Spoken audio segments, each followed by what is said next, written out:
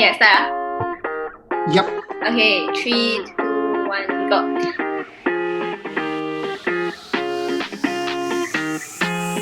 Hey guys, welcome to the 8th episode of Sound On. So today we'll be talking about something a little more chill. So it's a bit different this time. Also because we have no guests today, so it'll just be the two of us talking about movies and TV shows. So yeah, so to start it off, how have you been, Chris? Yeah, so I've been good, I think. So I just started my internship last week. So apart from that, ever since the semester ended, I've mostly been watching, I've watched some movies and some series, dramas as well. So, which is why we should be discussing this, because I think that we should be reflecting on I think I would want to reflect on what I've watched rather than just watching it and just forgetting about it. So apart from that, I think that last week has been a lot more productive for me because I've actually been doing something other than just watching videos and all that. So yeah, how have you been? Yeah, actually same. So Chris and I started our internships like on the same day, which is like middle of July. And I was like going into it, I was really nervous because first of all I hate going into new environments, right? So like that was really like quite nerve wracking for me. And also because of all this COVID thing, right? So I haven't even been out of the house since like March or something. Like I have been out of the house, but I haven't been in social situations, right? Yeah, so I was like, oh my god, but it was okay. Yeah, I think that like starting to like communicate with people in person again might be a bit difficult at the start, especially if people that you don't know. So for me, when I walked into my office last week, I think I felt a bit nervous as well because first and foremost, that's like my first internship in like 2 years, I think, and I've not been interacting with new people for a while. So yeah, but I think that apart from that, after settling in to my new work environment and all that, things are going all right. Plus, I mean, the people at my office are really nice. So yeah. Mm-mm. Also, like, so like I had like an induction, right? And I realized how hard it is to communicate with like masks on. Like, I find it really annoying because like when I wear my mask, right, and then my glasses fog up when I breathe. So it's really annoying. And then like it's also like a lot of other things. Like it's really hard to communicate. I feel like when I'm meeting people, I can only see like the top half of their face. Like I'm not gonna be able to recognize them again. Which is like I don't know. I just feel like the mask is really bad for social I situations. think my workplace is better than yours then because we actually take out our mask in the office. I don't know, everyone did that. So I was just like, okay, I'll just take it out. At first, I was a bit like, I don't feel like taking it out because I'm a bit scared. But then, yeah. Because it definitely makes a difference. It makes a difference whether you're wearing mask or not. Plus, I think that you don't know what is the person's facial expression if they're wearing a mask, so it can feel a bit like doesn't feel that good. So yeah. It's like so much harder to communicate, right? Like even when you're smiling, like can the person even see that? Yeah, exactly. I was just like I don't know. It's like usually, right, when for instance when I buy something or like when I pass by someone, they're offering me something, I'll just be like, no thanks. So I'll just smile. Right now, and I still do, you know. Then I just after doing that, I realized that what's the point of me actually doing that? Because they don't even know what my facial expression is, you know. And I still smile behind my mask. I'm just like, what for? Yeah, exactly. Like we were also like taking pictures, and then we were like smiling, and then like the camera can't even see. Okay, but anyway, yeah, like jumping right into it, like, okay, maybe we can talk about movies first. Like, what are your favorite movies, or like what are the movies that you really like? So I might sound a bit boring right now when I see this, but I actually watched quite a number of movies. The thing about it is that I think that for 2019, 2020, yeah, I don't think I've watched that many movies. I think especially 2020. I think I've watched a couple. I think Captain Marvel. I think was it in 2020. I'm not too sure. But the one that I actually like really remember very well is probably Parasite. Yeah, that's probably the best one for this year. But to be fair, I haven't watched many movies this year. I've only watched like 3 or 4, I think, in 2020. I watched more series though, so we'll talk about series later on. But let's do movies first. And you were telling me that you kind of like Three Idiots, right? Yeah. Okay, so when we talked about when Chris and I were discussing about this podcast, right? Like Mhm. Three Idiots didn't even cross my mind. Like such a random movie, right? But so last night I watched it with my family, and it's like it was Mhm. actually really good. Like I think it got like 100% on Rotten Tomatoes or something. So it's a very famous. I think it's a Hindi film, and it's very lighthearted, very chill and funny. And yeah, I think and there's quite like a nice message behind it as well.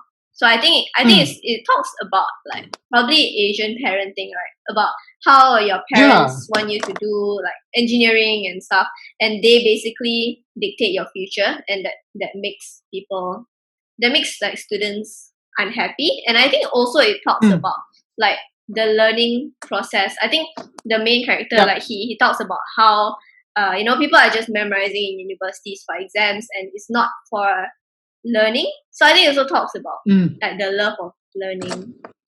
Yeah, that's the thing. I usually don't rewatch my movies many times, but as for Three Idiots, I think I've watched like 3 or 4 times. I don't even know why. Ooh. Yeah, because like I think I watched it on my own once, and then my family wanted to watch it at the second time, and then when I was at college, I think the lecturer was showing us that movie as well, so I watched it another time over there. But yeah, I think it's kind of like how I think I really like the movie because I don't know. I think when I first started watching it, when I first watched it the first time, it's like I think I was still in high school. I was still in secondary school, and secondary school was kind of tough for me in terms of studies to a certain extent. So when I watched that movie, I was just like, wow, like I want to be like this guy Rancho, the rebel, the rebel who's smart.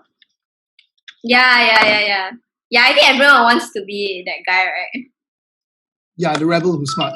But however, like because it's very good because it's actually telling us that. So it kind of shows us the problems in some families because I think that what's Rancho's friend? The guy Raju, is it? I think his name is Raju, right? Something like that. Yeah, I think so.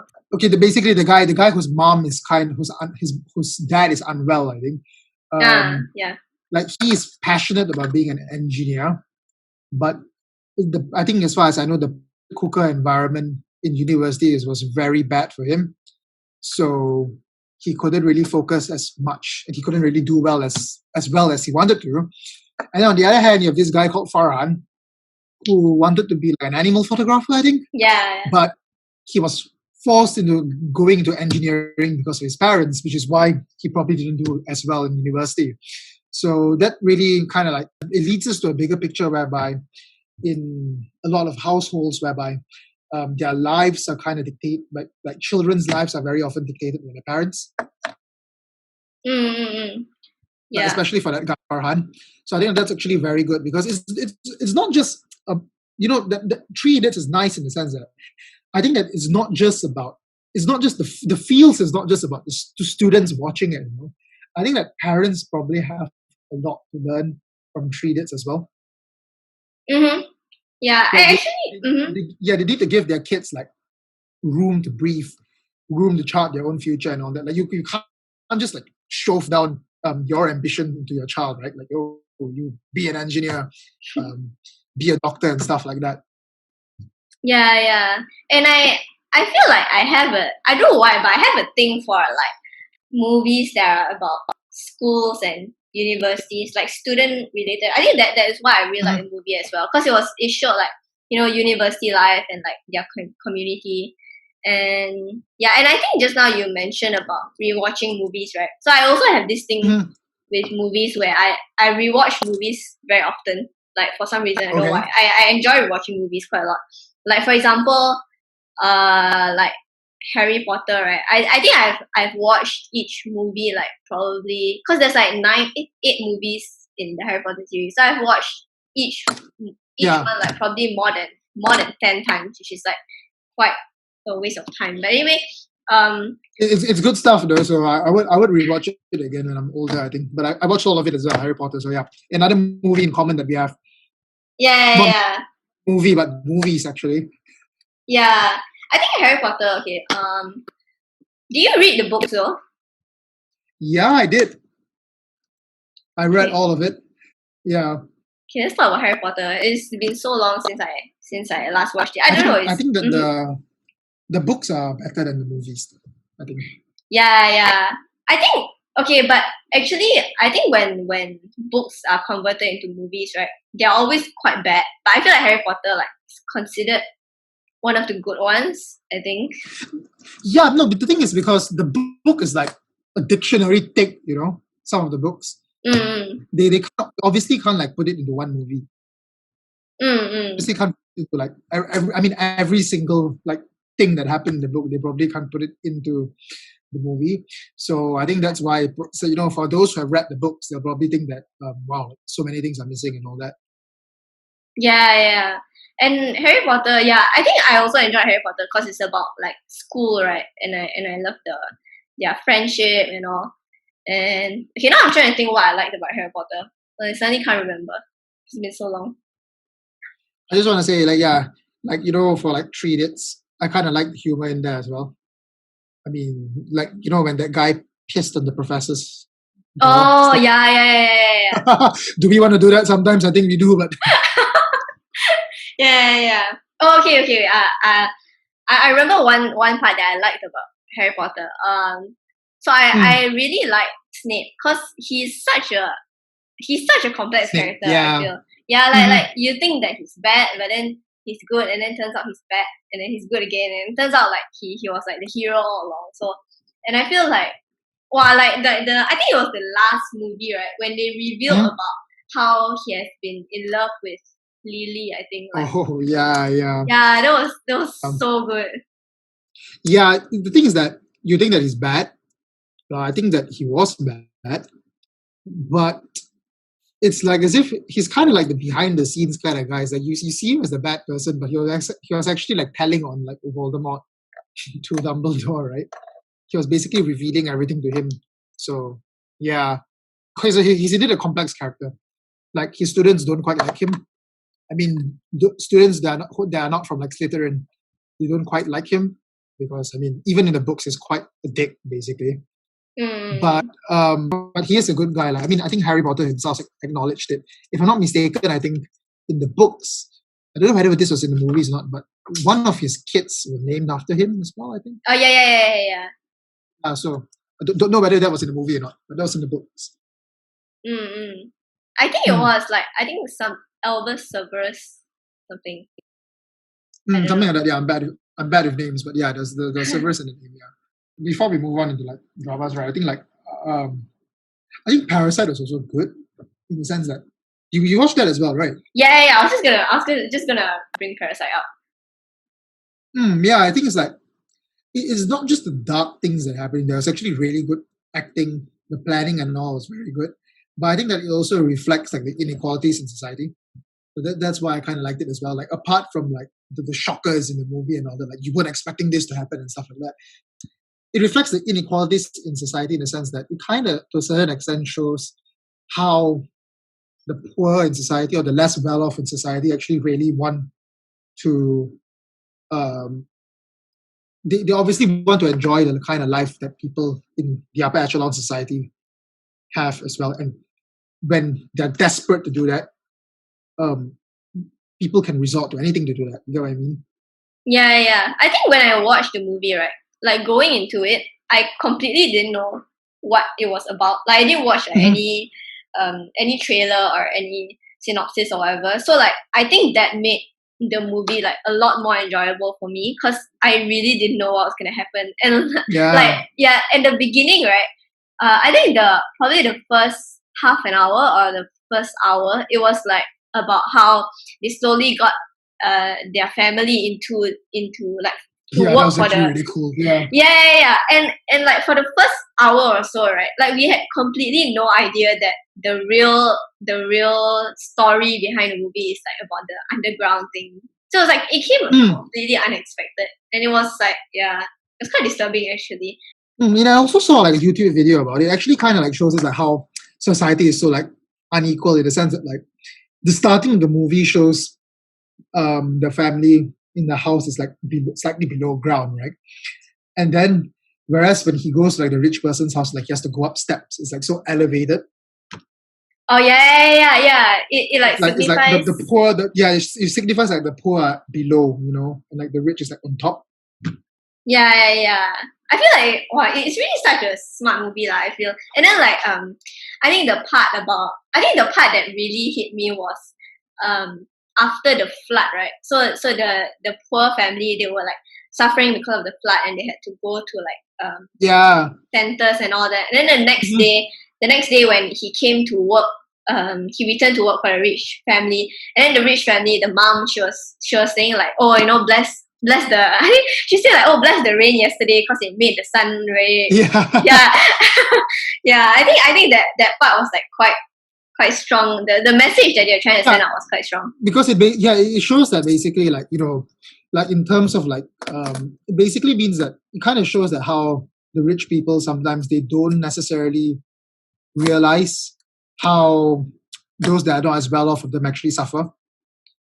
Yeah, exactly. And I think that the part that kind of got to the guy as well, like the guy's dad, the driver, was when she started saying that he smelled bad. Mm. He was a bit like, what the hell? You know what I mean?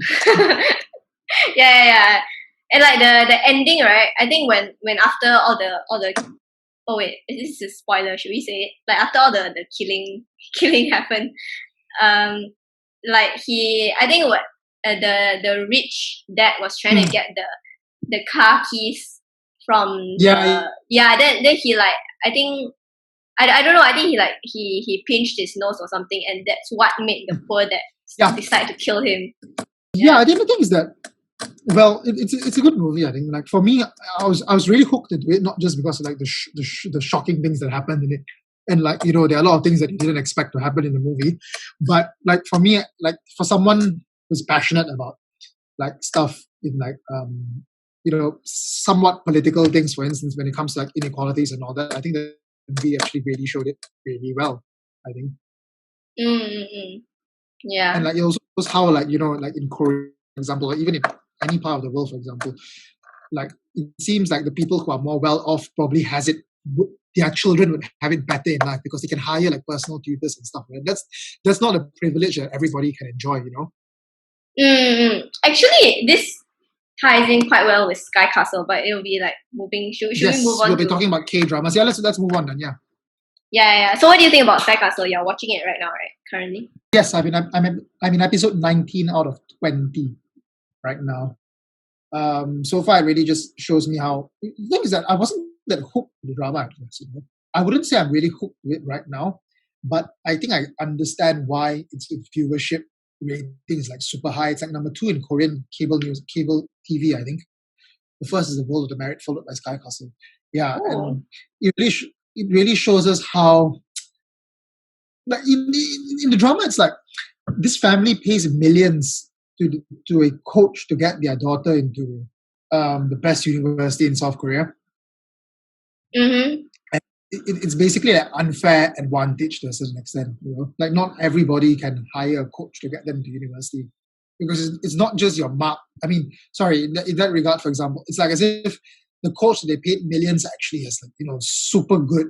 Like, she apparently gets the best spot questions and all that. But then when you watch the drama, you'll find out something about the spot questions because I don't think I don't think I should go too deep into it because it might be a spoiler.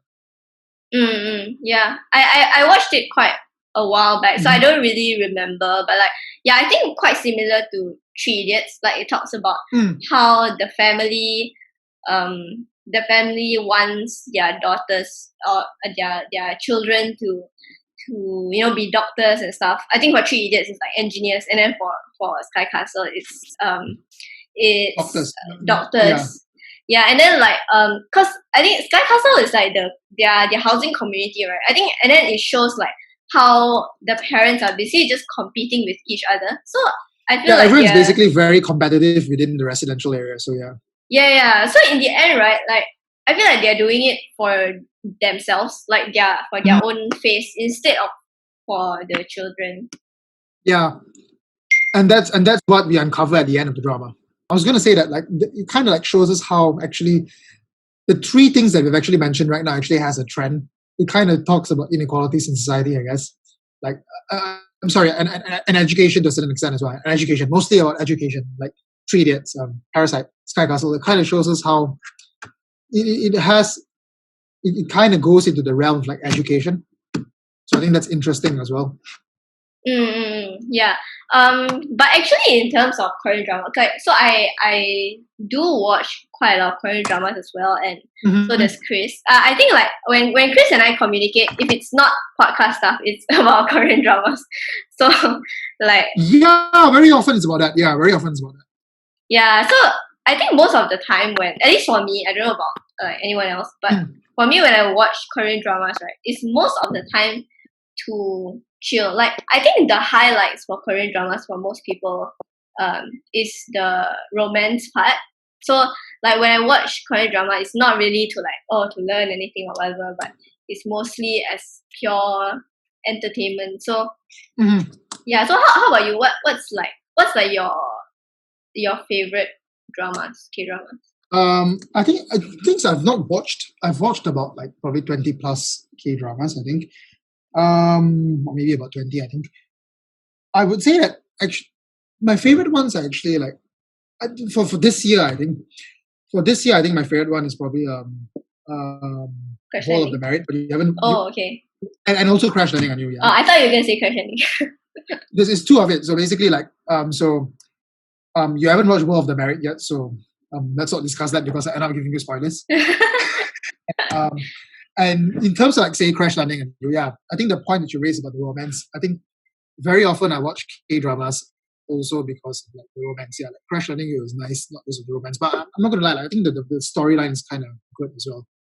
Yeah. Oh, actually, one thing about Crash Landing, right? I think one thing that I liked about it was that they portray North Korea in a very different light compared to a lot of other Korean dramas. Because always, like North Koreans are always in South Korean dramas at least, they are always portrayed as like the bad people.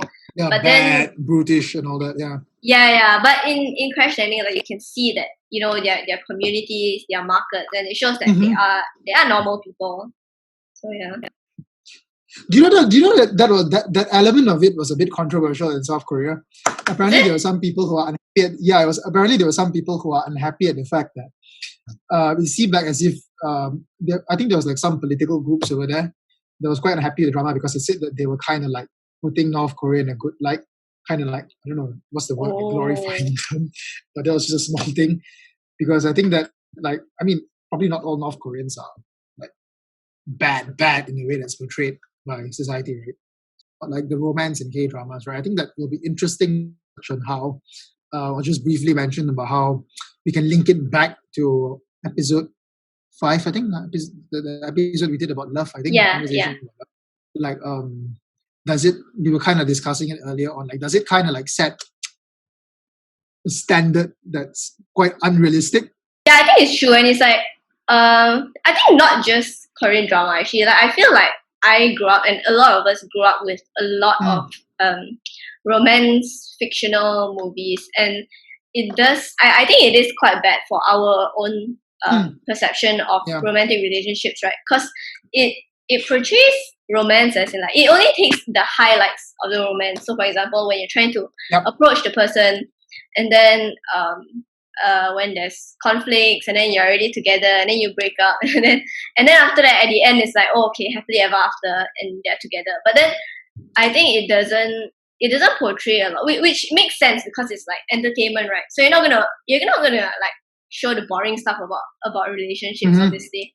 But then I think because of that, like my perception of a romantic relationship, there's like an unexpected what's that word? Like there's a high expectation, unrealistic expectation. Yeah, so about romance where I feel like there's no like I don't know how to say it, like the boring elements. It's like being comfortable with someone. I think romantic relationships is a lot about being comfortable with people, and that doesn't show in romance movies. Like you only see the part where like they're being separated because they're from a different country and all that. But then the boring parts of being in a romantic relationship, like for example, just sitting on a couch or eating dinner together. Yeah, that's a good point. The thing is that in the eyes of the producers, maybe the producers like those dramas, series, and all that, like what is the point of like portraying a couple using the phone and all that? Like okay, like that kind of shows how life is daily. But then, is there any like I should say, um, it's not something that would be very catchy in a drama, right? Yeah, that's true. That's true. Like You know what I like mean? Yeah. yeah. I mean, it makes sense lah that they're only talking about Hmm. the good parts. Yeah. Yeah. Oh, okay. One more thing, right? Let's talk about Descendants of the Sun. So actually, Hmm. Descendants of the Sun is my first Korean drama that I ever watched. I Yeah, think it's the same for me as well. yeah. Yeah, it's the same for me as well. That was in Form 5, so that was like 4 years ago. Mm-hmm. Yeah, so I actually like. Okay, actually, I think a lot of people will disagree, but I feel like that's the best Korean drama of all time. Like, at least it's my favorite lah. And then so I just rewatched it recently with my family for the Okay. third time, and then I realized that it touches a lot on like real life stuff, right? So, for example, when you Okay. look at the relationship between the two the main couple, I forgot their names, but Mm. it's like, okay, so when you compare it to other romantic films or other romance K dramas, it's like the couple, they know they like each other, but the conflict comes Okay. when they are separated, or Mm. maybe their parents don't like them, so it's always like external conflicts that disrupt their relationship. But in terms of Descendants of the Sun, what I really like about it is that it's their internal conflicts that they have inside themselves that stop themselves from going into a relationship. Like for example, when the doctor feels like her values and his values are not aligned, because one is a doctor and one's a soldier. So a soldier kills people and a doctor saves people. So I think those kinds of things that they talked about, and how she feels that like they don't get to talk about normal couple stuff, because they end up always talking about like disasters and all that.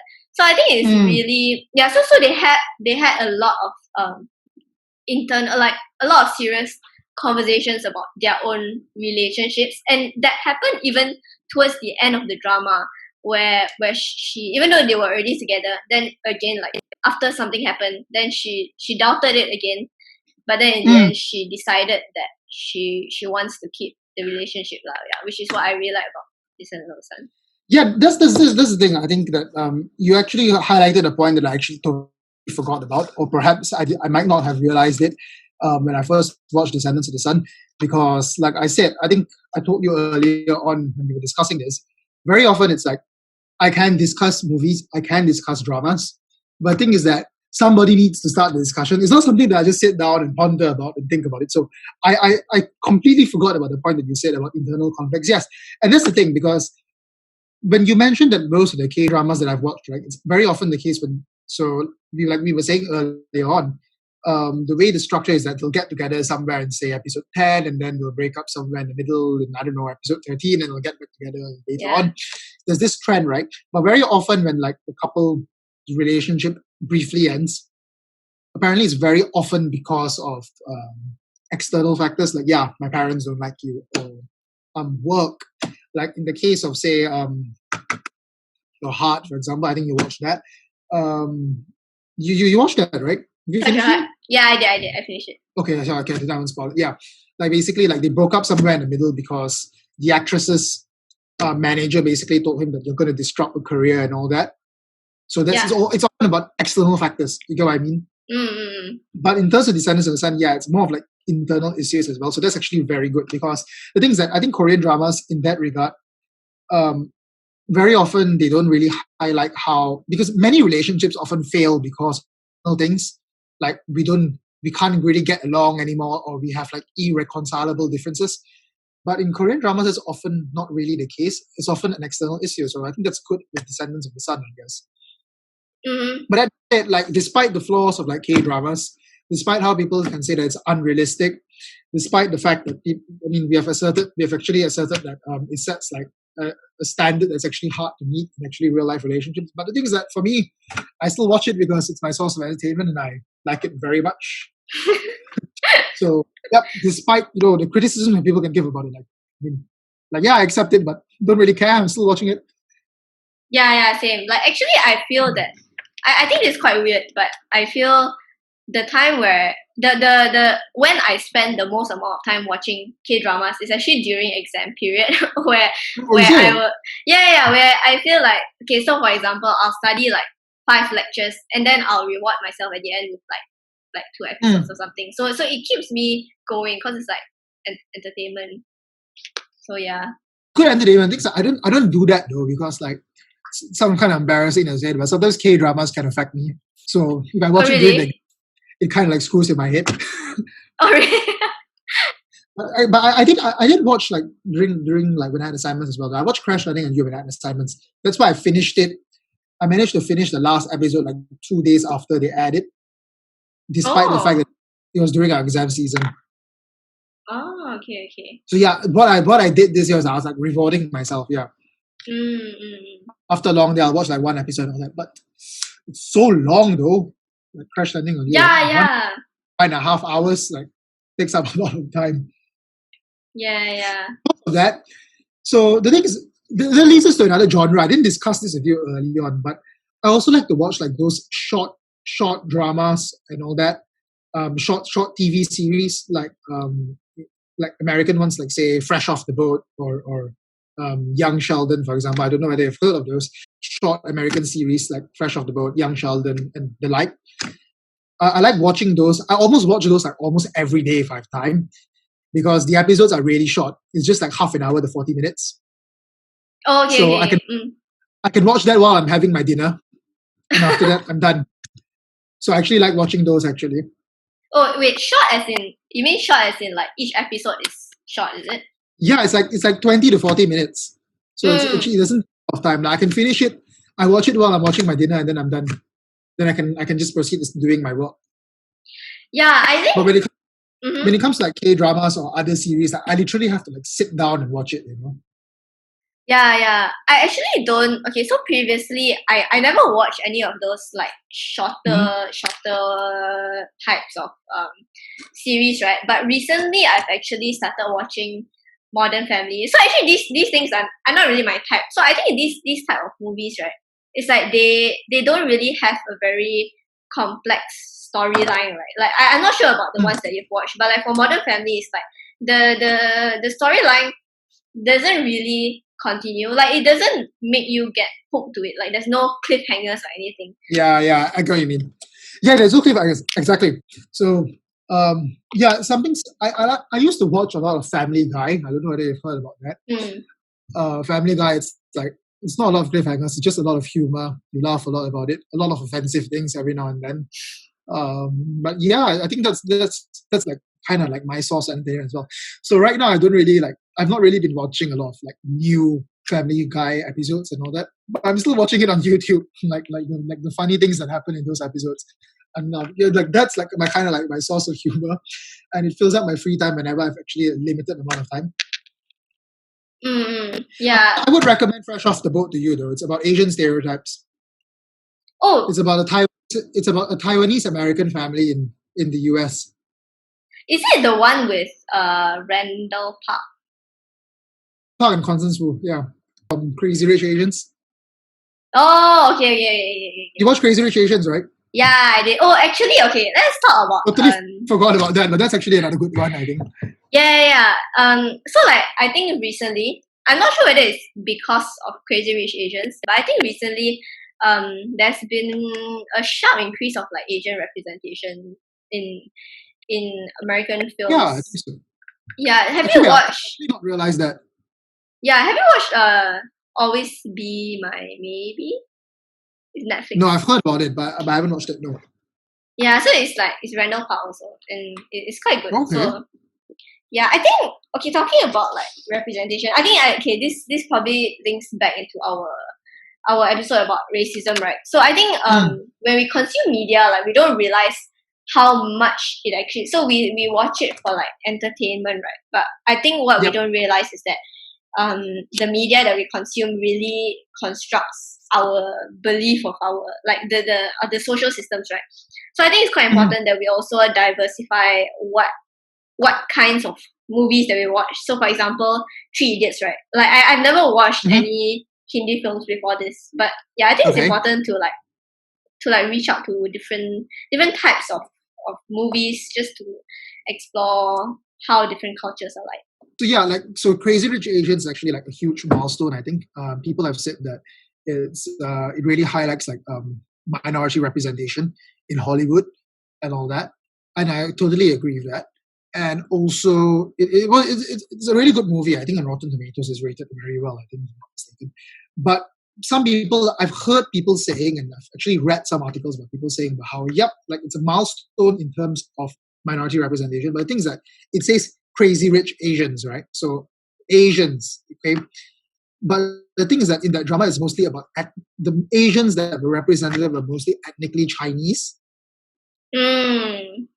So that's where people said that there's a problem there in the sense that it's not just ethnically Chinese people who are Asians. You get what I mean? Like they are Indians, for example. There are other different skin complexion and all that.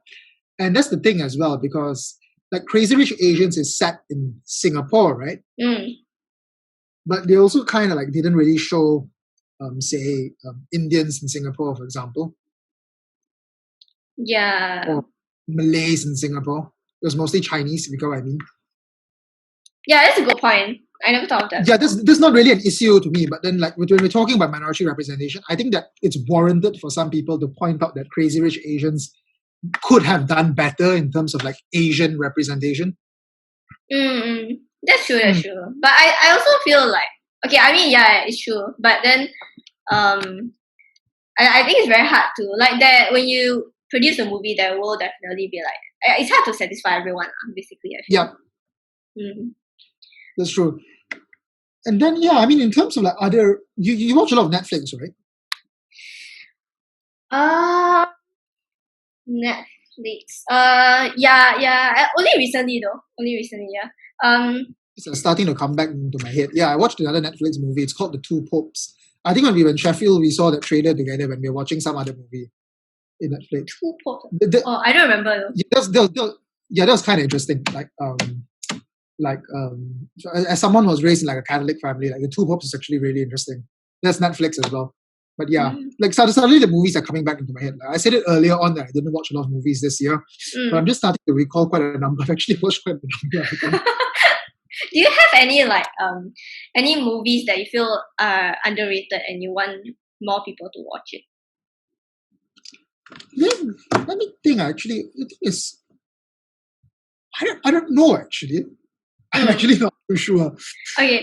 I never thought about it. The thing is that like I mentioned some movies that people obviously don't know, so I'll just be like, the thing is, for example, I just mentioned The Two Popes, for instance. You didn't watch that, so I might think, for example, that is that underrated? It's because my friends don't watch it, so like, would I think that's underrated? Perhaps, but things that the ratings are kind of good though. So actually, I don't know. Oh. Yeah. Actually, right? Do you when you choose the type of movies, or when you're looking for a movie to watch, do you take like reviews into account? Yes, I do. I take reviews into account. I usually do, but I mostly rely on recommendations from friends for movies. Oh, okay. So because like, do you feel like the reviews are like accurate though? Like, for example, if you see a highly like a movie with high reviews, do you like, most of the time, do you feel the movie is really good? Usually it meets my standards. Yeah, usually it meets my expectations. Like I'll be like, yeah, like it kind of deserved that. Yeah, but if I'm not mistaken, like for example, say, the final Pitch Perfect. I think it was Pitch Perfect 3. Oh yeah. When I watched it, I just kept on laughing non-stop when I was in the cinema. Okay? Like I laughed so much for Pitch Perfect 3. Then when I saw the review, it was just like super low. So I was just like, oh, okay. But that's the thing, because like humor doesn't necessarily reflect. Focusing solely on like humor, I don't think that's not just the only thing that makes up a review. I think it includes like storyline, the plot, and all that. So the thing is that, like movies that you enjoy just because it's funny doesn't necessarily deserve to be highly rated. A movie that can be seen as boring doesn't necessarily deserve to be badly rated. You know what I mean? Yeah. I think for me, like, I don't usually look at reviews, but I most of the time I look at the trailer and I see if like it's interesting. So yeah, the thing is that when I watch movies on my own, I'll look at the reviews. But if my friend like asks me out, like, "Hey, do you want to go to the cinema and all that?" Like, I usually don't bother looking at the reviews beforehand because like going to the cinema with friends and all that. That's my social life. So even if the movie is bad, it's okay. You know? Yeah, I But think. yeah, I was just checking out. Yeah, like Pitch Perfect 3 was like 29% on Rotten Tomatoes. Oh, really? I've never watched it, so I don't. I think I watched 1 and 2 only. Yeah, but talking about social life, right? I think quite a lot of my friends know this. Like watching movies or like Netflix or like TV series is like my number one like hangout activity. I don't know what you call it. Like when I hang out with friends, right? If I could choose between like what I could do with them, I will always choose movies. I don't know why. Is it the same for you? How it was with my friends in Malaysia last time was that we usually go for a movie first, and then after that we will go for like our dinner and all that. So it's usually everything comes together. You know what I mean? Like before the movie, we'll probably go to like say the arcade, play some racing cars. Before I could drive, so we used to go to the arcade to do racing. Yeah, and then we'll go for a movie, and then we'll go for dinner. So it was mostly always like that. So I never subconsciously always thought that, like I would choose to go for movies. You know what I mean? Yeah. I don't know, like okay, even like with friends or probably even like okay, for example, like when you're going out on a date, right? For me, I would always choose watching a movie. I think it's cause like I'm really antisocial. So like when you watch a movie, like you have to talk, and then after the movie, when you want to hang out, then at least you have something to talk about. You can talk about a movie. So that's why I always choose. Yeah. That's a good point. Good tip. I'll keep that in mind. Yeah, I'll totally keep that in mind. But the thing is that what other series has there been like any English series that you watched, like American stuff? I think I told you earlier on, like I really like Game of Thrones. I like Game of Thrones in the sense that because, like I said, like there are various factors as to why I really enjoyed Game of Thrones and why I can actually really talk a lot about it. But the thing is that one of the points that has actually like really stuck in my head with regard to Game of Thrones is that, like you told me you watched season 1, episode 1, right, of Game of Thrones. Yeah, it was boring. It's basically showing about the Stark family. And that's like the kind of like for me, for somebody who believes in like I learned about principles and all that, like how it's so important to me. At least when I conduct myself as a person, like public and all that.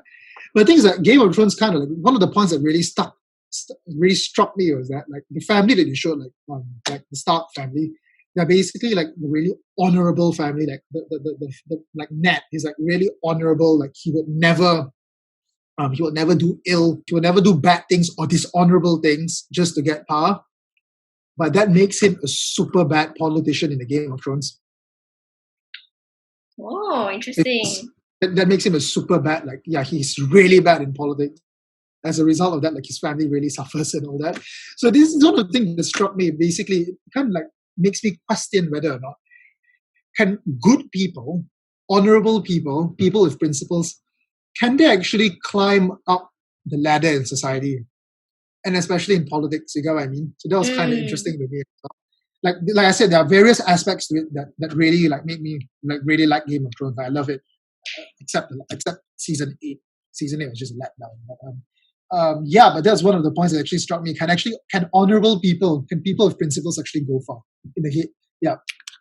Interesting. So that's why that's one of the sticking points for me in Game of Thrones. But of course, just because Game of Thrones doesn't show that people who act honorably would go far, I don't think that we should take that as a standard for us to meet. So stay good, guys.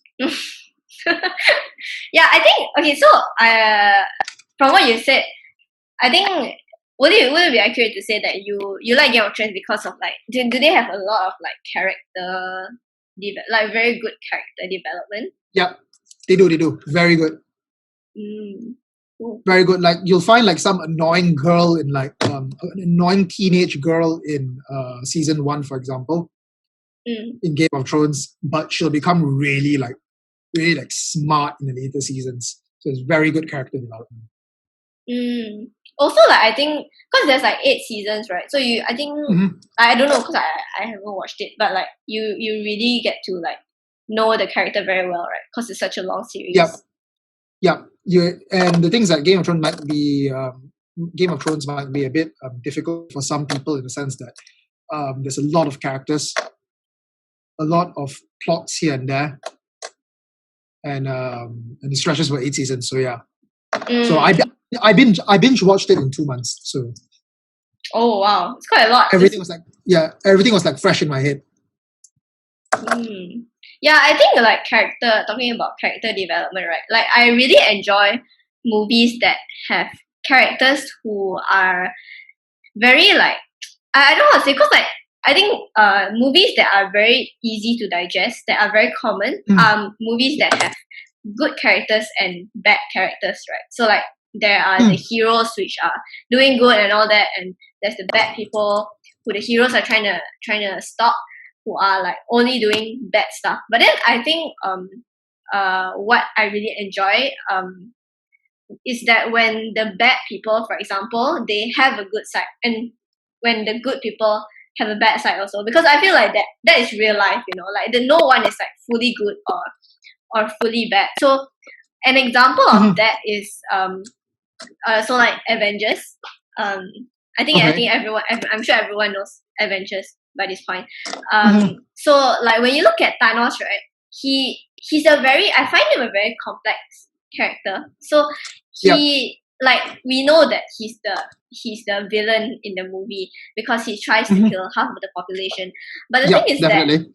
that the thing is that he probably has a screwed up mindset, but his idea and his mentality behind doing that, right? It's actually like it's not wrong. He's trying to prevent overpopulation, which is actually a real problem. And what he does to prevent overpopulation is to kill half of the population at random, and I think doing it at random is like it's not like he's just removing the for example the poorer people or like people of a certain race. He does it at random, and what he's doing, he's not doing it for personal benefit. He's doing it for the world. Like for example, at the start of Endgame, you can see that he actually destroyed the stones after he finished Okay.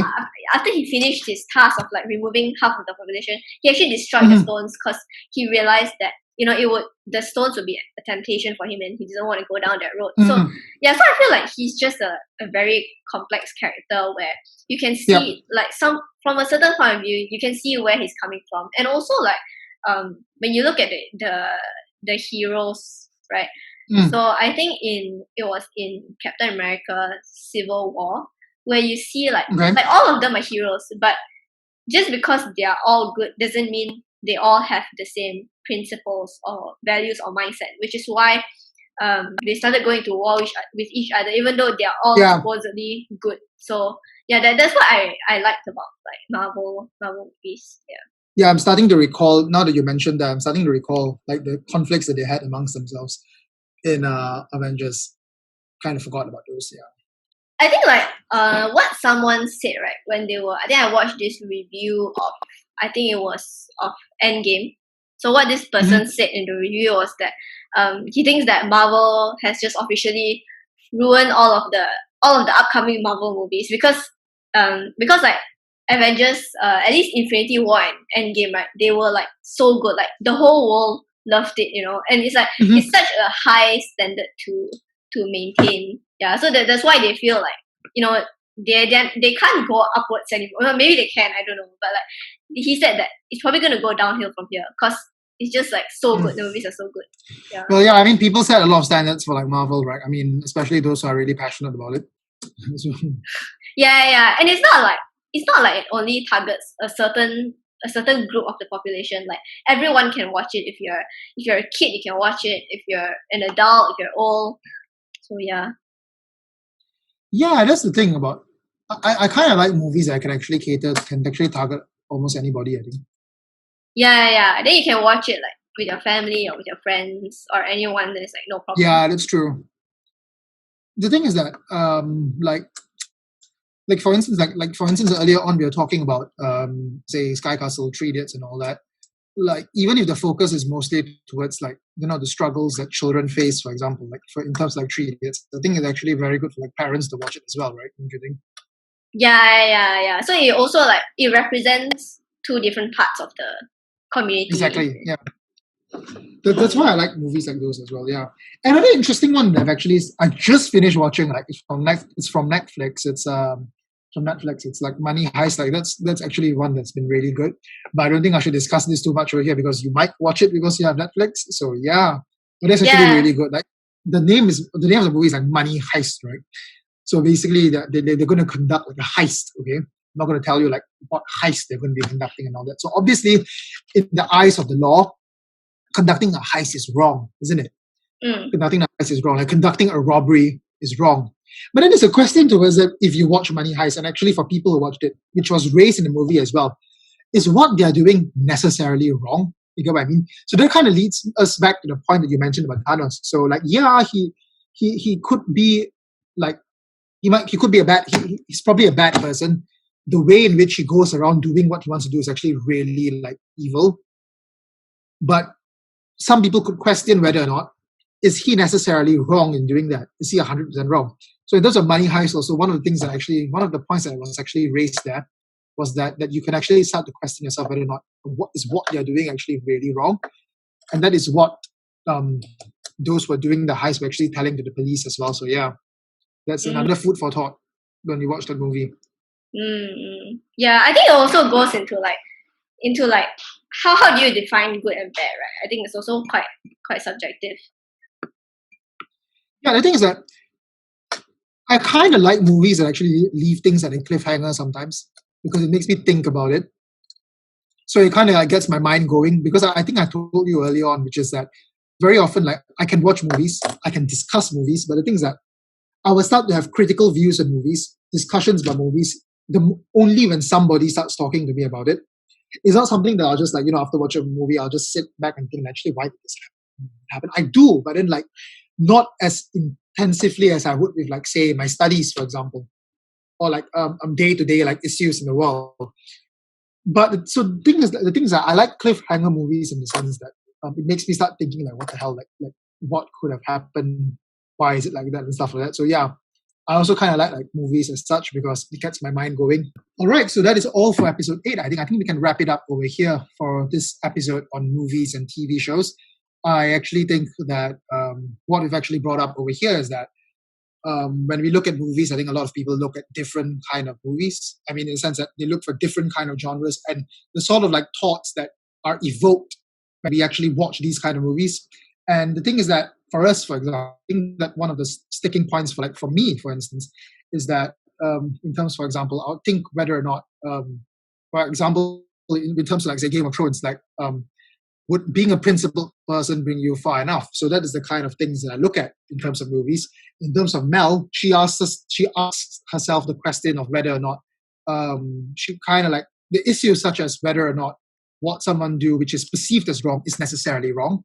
So that's actually very good when we have these conflicting feelings in movies, because I think that actually, as for myself as well, we shouldn't just take the movies we watch at like face value. We should actually really think about it because movies have lessons and a lot of like things that we should ponder upon. So yes, that's all.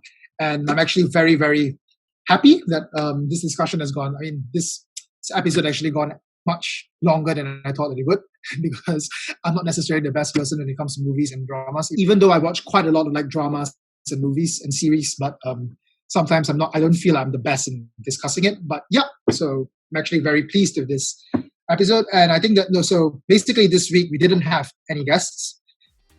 So if any of you ever want to join our discussions, if there's an issue that you're passionate about to join and discuss it with us, just drop us a message on Instagram and we could perhaps slot you in.